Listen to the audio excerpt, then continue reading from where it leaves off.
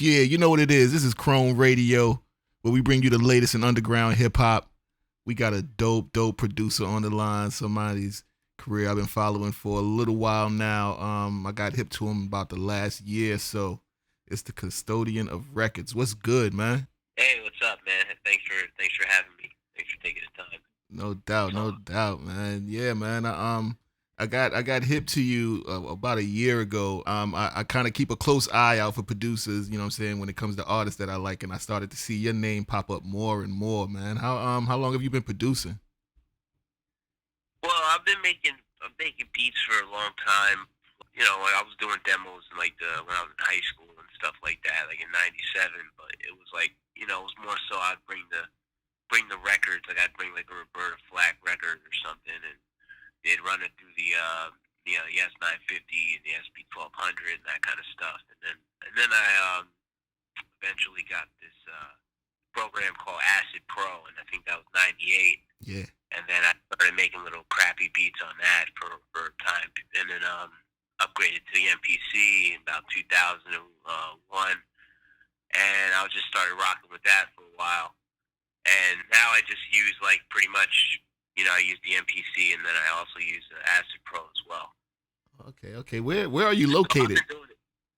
I'm from North Jersey, Essex County, Oh, okay, cool, man. kind of a suburb of Newark, East Orange, like Naughty by Nature and Red Man, that their area, and then also it's a suburb of Manhattan.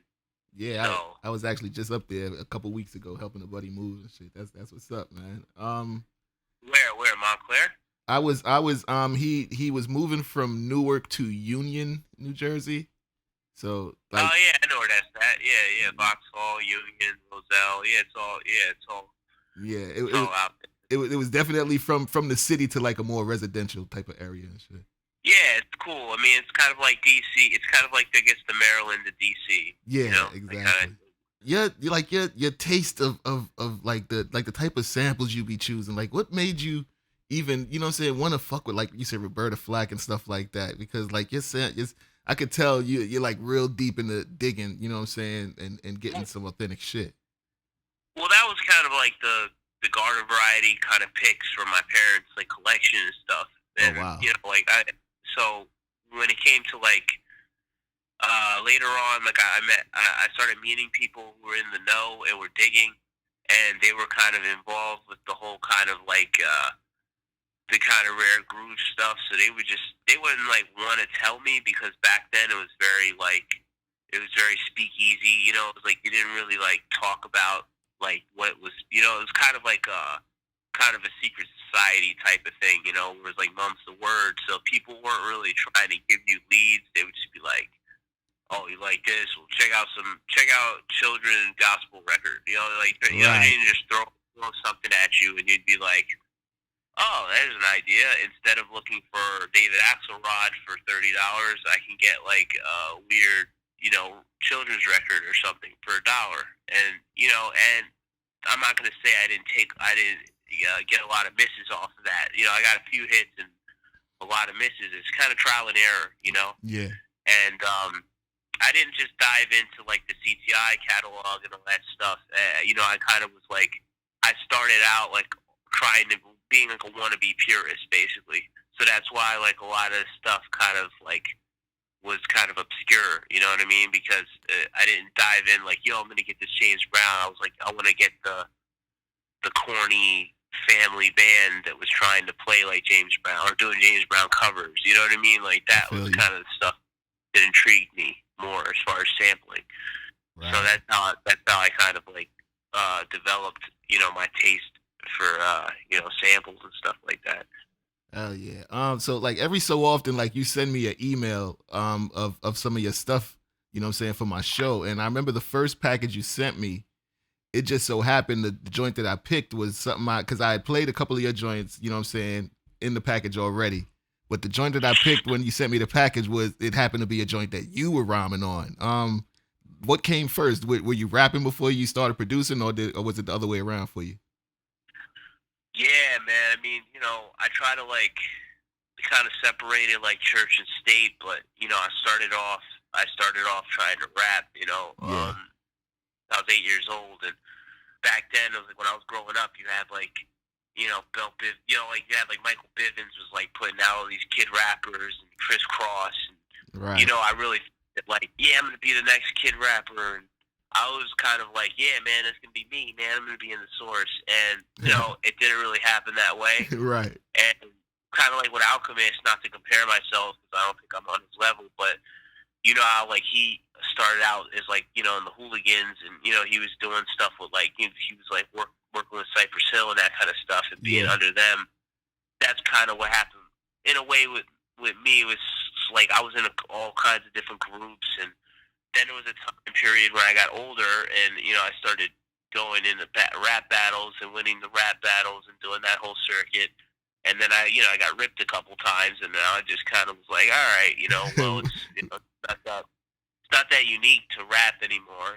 Yeah. It's just like it's like this, man. If I'm on Sway in the morning or something, and I'm not gonna rap on some like double snap trap, beat, but if I'm backed into a corner out, I can fuck shit up. You know what I'm saying? Like it's not, I can handle myself if I need to. You know what I mean when it comes to the rhyming, but it's not something that I like step into the office with. Like I don't tell people like right off the bat, like, yeah, man, I'm trying to rap. I'm gonna rap. 'Cause everybody's a rapper. Everybody makes beats now. So I it's feel like, you. Yeah. you know. Word. So and now it's just like I'm too old to try to like go to the barbershop every week or have a stylist. You know what I mean? I feel you. I feel you, man. Yeah, I was gonna ask. I was on your SoundCloud page, and there's a one of the more recent joints you put out called Music. Who is that rapping on that, yo? That's me too. I was kind of doing yeah. I was just trying to do my little Jada Kiss impersonation, I guess. Dog, that shit is fire. We actually gonna we gonna play that joint right now. We be right back with the Custodian of the Records in one hot second. This shit is fire, man. Don't forget, this is Chrome Radio. All right, yeah, we back. Custodian Records is still here, man. So to move on to like, what I'm saying, what you got going on now. You've worked with, like I said, the way I peeped you, you worked with a lot of artists that I'm familiar with. Hus Kingpin, Daniel Son, Rosewood, Flashes Clayton. How did you hook up with these artists, man? Well, I mean, basically, man, the World Wide Web. Right, right. That's how everybody meets, and I mean, me personally, I prefer it to be like, yeah, man, we was all working at McDonald's, and the one guy was on the fry machine, and I was, I was doing the shakes, and then the other person was like, you know what I mean, like something where like kind of had a Fat Boys met or whatever. We're at Sabero's, like it didn't really pan out that way. It's just like, not to say I didn't have those little local garage rap groups, but like. Basically, yeah, man. It was with Flat. It was this guy who's a really, really good dude out of the UK. Okay. He just put up this shit. Was it the Sentimental Alien? What's this guy's name? He's doing a lot of stuff. Is Hobgoblin or Farmer Beats? He's dope. He's actually dope too, man. I like his stuff a lot too. Yeah. Well, there's a lot of UK guys. They're dope as shit, man. But Farmer Beats, my bad. Jesus yeah. That's my homie Farmer too, Beats. man. Yeah, so he because I saw that he was working with all these big names, and I didn't even reach out to him, but I was just kind of like sneak listening to his stuff. You know what I mean? And then he actually reached out to me, so I was like, oh shit, like, this guy's like making moves, and he's hitting me up. So then he was just like, hey, you should work with this guy. And at the time, I put out an instrumental record called Less Work. And it was kind of like a double meaning because it was like less work, as in like less. Like people always talk less work, and I'm kind of like less not, Right. Because I was kind of over the MC thing, and I kind of wanted to do more of like a kind of a wannabe DJ Shadow deal, where I was just like doing instrumentals and that type of shit. Because like when you work with rappers, a lot of times you got to worry about people accusing you of stealing their publishing or whatever bullshit. When the business gets involved, it always gets kind of like. Something always gets sullied, and I've been to the ringer and back with working with artists and paying thousands of dollars for studio time, tracking shit out, and it doesn't sound right. So I was kind of like on my own stuff at the time, where I was just like, man, let me just But anyways, when he reached out, he kind of the way he phrased it was like, "Yeah, man, these dudes are real cool and approachable." So I got in touch with Flash, and right off the bat, he was just a real cool guy. And then like everybody else, it was just kind of like pretty much internet connections and that kind of deal. That's what's up, man. Flash kind of has like a collective where there's guys like Sleep Sinatra, who I'm working with the EP on right now, and he's doing a lot of things. He's out of Omaha, Nebraska, Yeah, that's the and homie then too.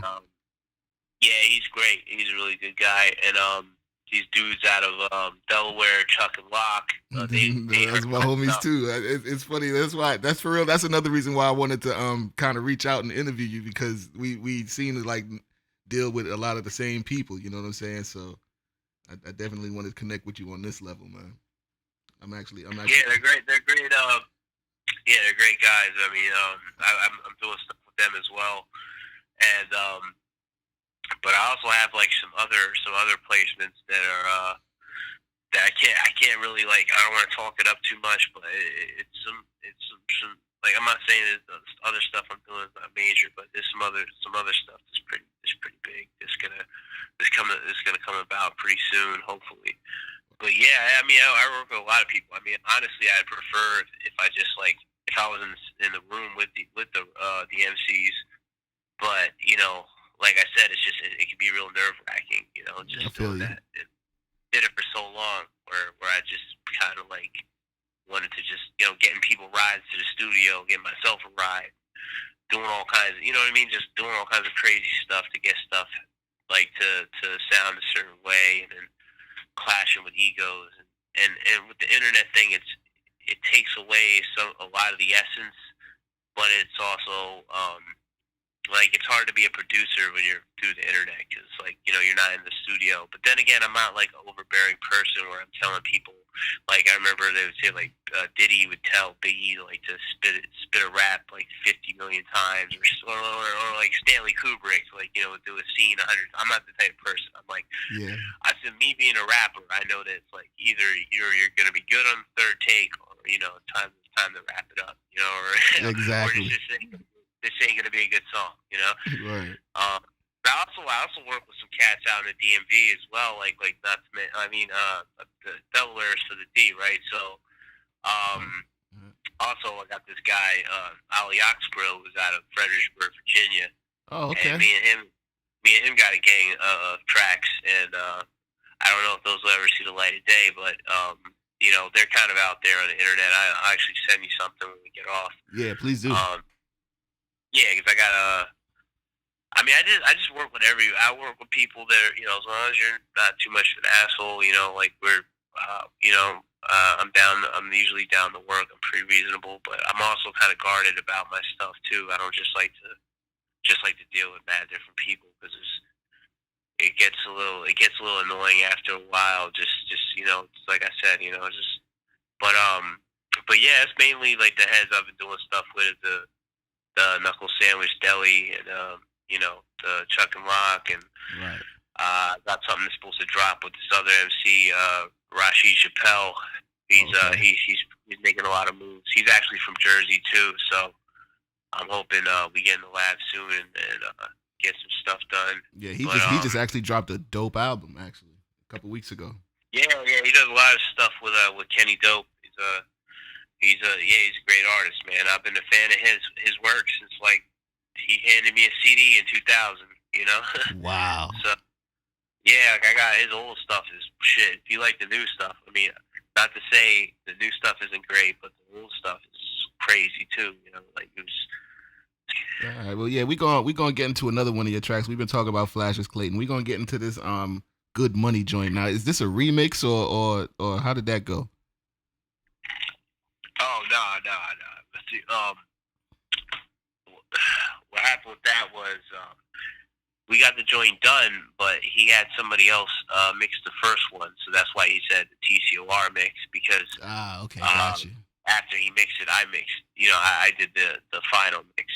And just being the producer, that's another thing. It's like you want to be the one that makes the record, or determine how it sounds, because but basically that's what it was. But yeah, man, that's like one of my most. I'm very proud of that song. And I'm very proud of that beat. And I appreciate you playing it. Yeah, we about to get into that right now. We be right back with the Custodian of Records in one hot second. This is Chrome Radio. All right, we back. This is Chrome Radio. We about to wrap it up. Still got the Custodian of Records on the line, man. So yeah, man, you want to plug your social medias, how the people can get a hold of you if they want any of these tracks or anything, man? Yeah, it's crazy, man. It's like my Instagram just got hacked. Oh wow. So if you see like Gerard Depardieu in a Speedo with my head, Poland on it or something like that, it wasn't me. It's not. I was framed, I think I just followed you on Instagram too, man. I think I just followed you. Yeah, it's a wrap for that. Yeah, I know, man. They got me. I was getting too close to the truth. I'm telling you, yeah. I have the Twitter is still going as far as I know. All right. So there's Twitter.com/ the Custodian of Reco. I couldn't get the records in there. I think that's it, Custodian of Reco or whatever. Just they can search my name on there and Twitter, and after they find like 1,000 other things, they might stumble on my name. But aside from that, my SoundCloud is soundcloud.com/ beats by TCOR, which is kind of an abbreviation. Some people might actually know me because through that guy, Mr. Esquire, rocked over one of my tracks a while back, and he credited me as TCOR. So sometimes I get TCOR. The Custodian is kind of long-winded sometimes. Yeah. But yeah, you can hear me on that. You can hear me on my SoundCloud.com/ the Custodian of records. And then for the final one here is I guess my email, which is 5rowsback@gmail.com. That's FIVEROWSBACK @gmail. Actually, that's not the last one. I have a release out. Shit, I should have been plugging these all along. Hell yeah. I got a Bandcamp. Custodianofrecords.bandcamp.com. Right. And I have the project out now, which is Nothing But the Loops, and that's all for like everybody who likes the kind of raw minimalist like Rock Marciano, Griselda kind of vibe, and MF Doom vibe. They might dig some of this, and I think it's mainly for just the MCs to just check it. Right. I also have a 7-inch single, Lousy New Year's with B-side Blizzard, and that's on vinyl. I also have Less Work instrumental project, and I have the remixes Volume 2. Volume 1 I took down for whatever reason, and that's free. The other stuff, however, you gotta pay for. And so yeah, I mean that's the Bandcamp. If people go there, if they like anything, buy it or whatever. That'd be great. But yeah, that's about it, man. And I got some other stuff coming up, and I'm gonna keep sending you tracks and keep. Actually, I got a beat tape coming out soon. Another kind of a volume 2. I can't really say what it is, but I actually sampled you guys. It might have been you, I think, because you gave me a shout out on the when you're playing one of the songs. Oh wow, okay. I had to throw you in there. Yeah. That's what's up. Cool. Yeah, it was cool, man. I wanted to, show some love back, and I appreciate you playing my stuff. That's what's up, man. Thank you, man, dog. For real, thank you for taking the time to talk to us tonight, man. Yeah, and like I said, I keep saying, keep sending me that music, dog, because just about everything you send me is banging, man. Yeah, absolutely. I will. It's all. Appreciate you taking the time to talk to me. Word, man. Don't forget, y'all. This is Custodian of Records. Look out for him on Bandcamp. Go to his SoundCloud page. Follow him on Twitter. If you know me, I fucks with only that raw, dusty, gritty hip hop shit. And this man is the soundscape man behind a lot of the tracks that we love. So once again, dog, thanks for taking the time to talk to us, man.